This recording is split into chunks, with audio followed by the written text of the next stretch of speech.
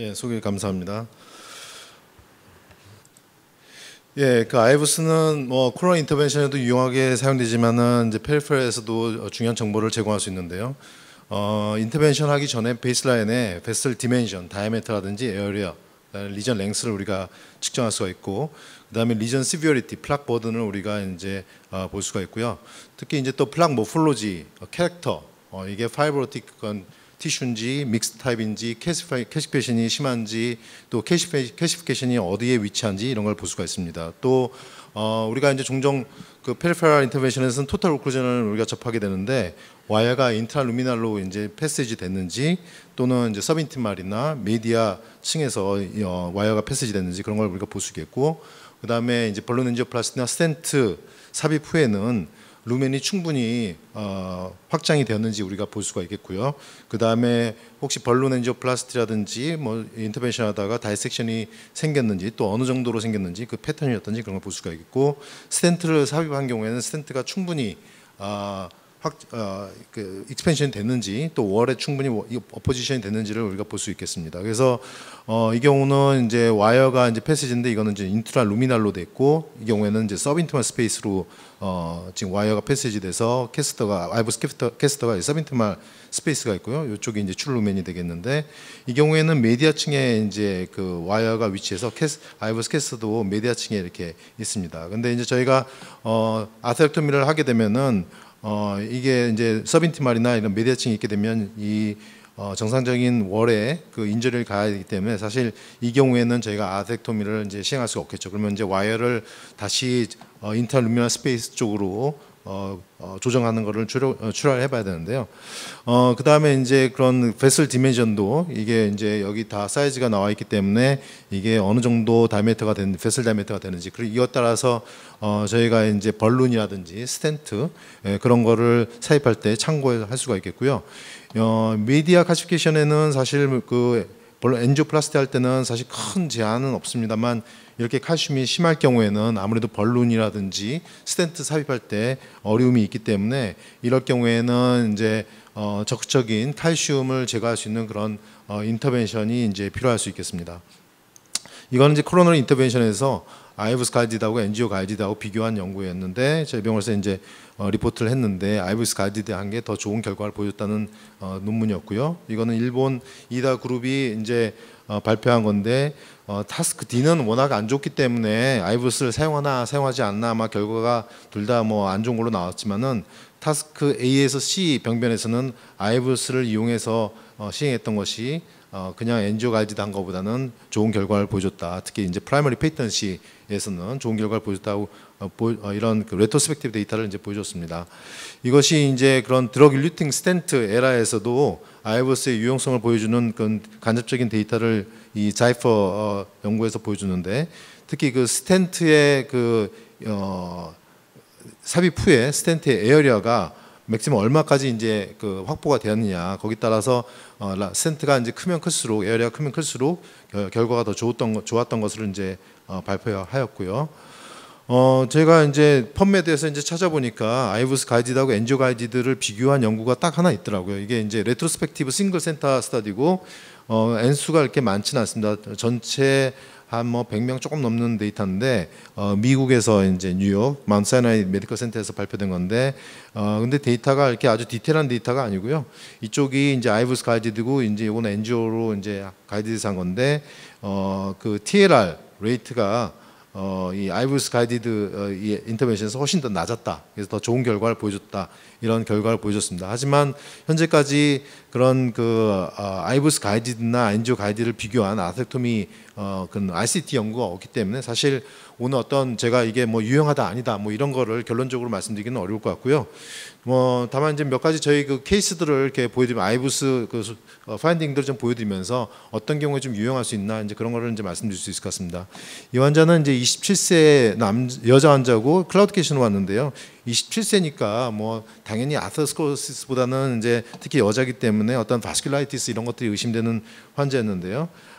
그래서 CT에서 이런 파인딩을 보여줬었고, 레프트가 이제 타겟이었는데, 엔지오를 찍어보니까 이렇게 스테노틱한 리전이 이제 커먼 페모랄 이쪽 프록시멀 SFA 프록시멀 페모럴 아테리도 보이고 디스탈 SFA 포플리테 아테리에 이렇게 타이트한 병변이 보였습니다. CT에서 봐서는 이게 그냥 베슬 사이즈가 전체적으로 네거티브 리모델링 된 것처럼 이렇게 보이긴 한데요. 이제 아이브스를 보게 되면 약간 네거티브 리모델링 된 것 같기도 하고 이쪽이 좀 월이 있긴 있는데 그냥 일반적인 아터스코틱 플락 같지는 않고 그 혈관 월이 전체적으로 좀 두꺼워진 게 아닌가 좀 그런 임프레션이 있었습니다. 약간 네거티브 리모델링 된 데도 있고 여기는 전체적으로 월이 두꺼워진 게 아닌가, 뭔가 인플레메이션 때문에 월이 두꺼워진 게 아닌가, 저는 이제 그런 임프레션을 가졌었고요.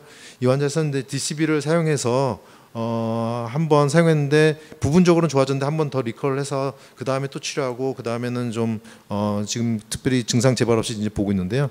이런 경우에는 이제 디퓨즈한 병변이고 중간중간 약간 칼슘도 있고 그런 병변인데 그냥 이제 벌룬 엔지오플라스티 하고 엔지오를 찍게 되면은 여기 보시다시피 여기 이제 스파이럴 뭐 이렇게 길게 이런 그 다이섹션 속에 있는 엔지오상이 보입니다. 이런 것들이 이제 IVS 어떻게 보이게 되냐면 보이면 굉장히 험하죠. 이렇게 거의 다이섹션이 여기서부터 이렇게 박리가 되고 길게 돼 있는데 이쪽 루멘도 이제 충분하지 않고 이런 경우에는 아마 이런 파인딩을 보게 되면 요거 봤을 때보다 엔지오 봤을 때보다 더 스텐트를 넣어야 되겠다 하는 그런 생각을 갖게 됩니다.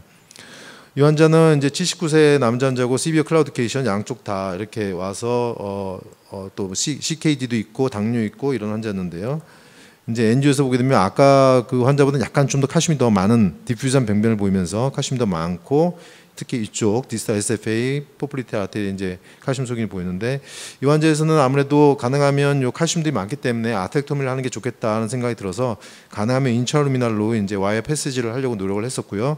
안테그레이드하게 이제 안테그레이드 패시지를 시도를 했는데 잘 통과가 되지가 않아서 또 너무 무리하게 되면 또 서빈티멀로 빠질 것 같아서 바이디렉셔널 그러니까 디스탈에서 또 레트로레이드로 와이어를 해서 와이어가 비교적 뭐 인터루미널로 통과되지 않았나 이런 엔조상에서는 이런 생각을 갖게 되었고요. 와이어가 이제 패스지가 됐고 그 다음에 이 환자에서는 이제 제스트림을 이용해서 아텍토미를 시행을 했습니다. 그래서 몇 번 패스지를 하고 나서 얻은 결과가 다음과 같았고요. 그래서 처음보다는 루멘이 좀 더 늘어났고 여기는 아직도 좀 레지두얼 스테노스가 있지만 여기서는 DCB를 이제 사용을 해서 로우 프레셔를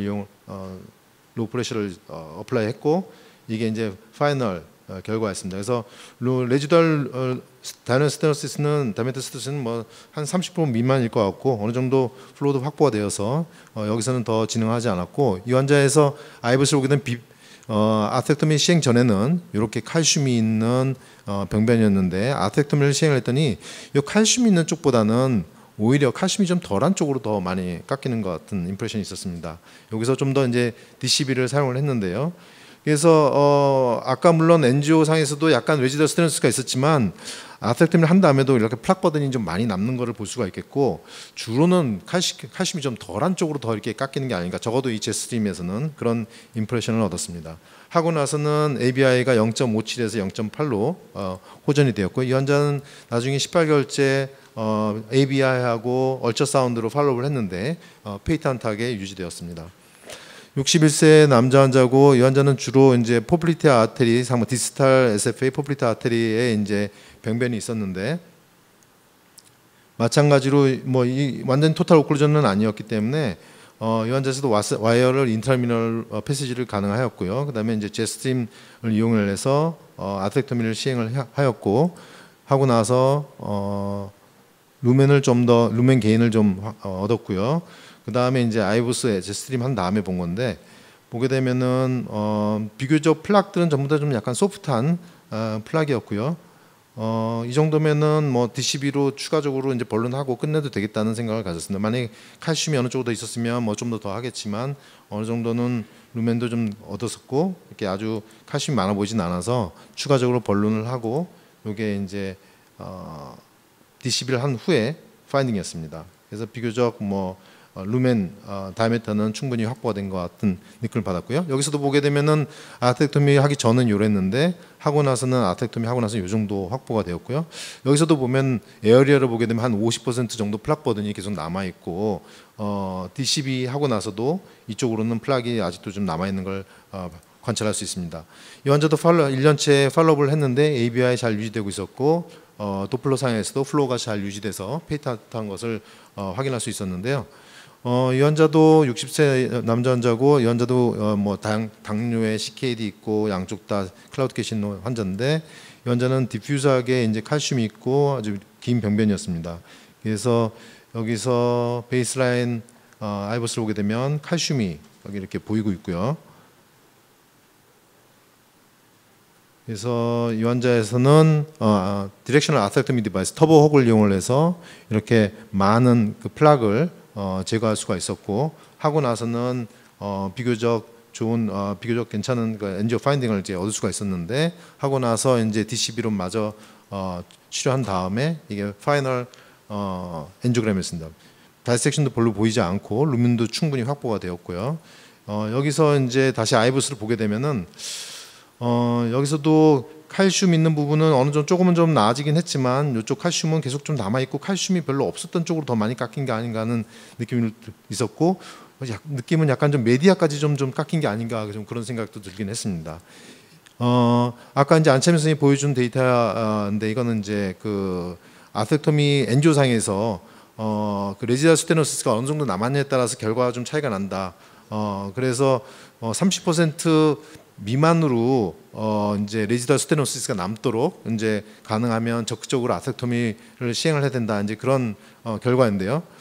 근데 사실 이게 아까도 제가 케이스를 여러 개 보여드렸지만 이 아이브스를 보게 되면 그렇게 대부분 그렇게 30% 미만으로 어떤 플락보드를 남기기는 굉장히 어렵습니다. 물론 엔지오 30%는 뭐 아이브스로 봤을 때 에어를 봐서는 더 되지만 그래서 처음 이게 베이스라인이고 한번 자르게 디렉션 아스렉토미를 하게 되면 요 정도 여러 번 해도 요 정도밖에는 깎이지가 않습니다. 그래서 그리고 더욱이나 우리가 이거를 방향을 이렇게 컨트롤할 수 있는 거가 아니기 때문에 잘못하다가 이쪽으로 깎이게 되면은 메디아 쪽에 인절이 될 수 있고 잘못하면 퍼포레이션이 될 수가 있습니다.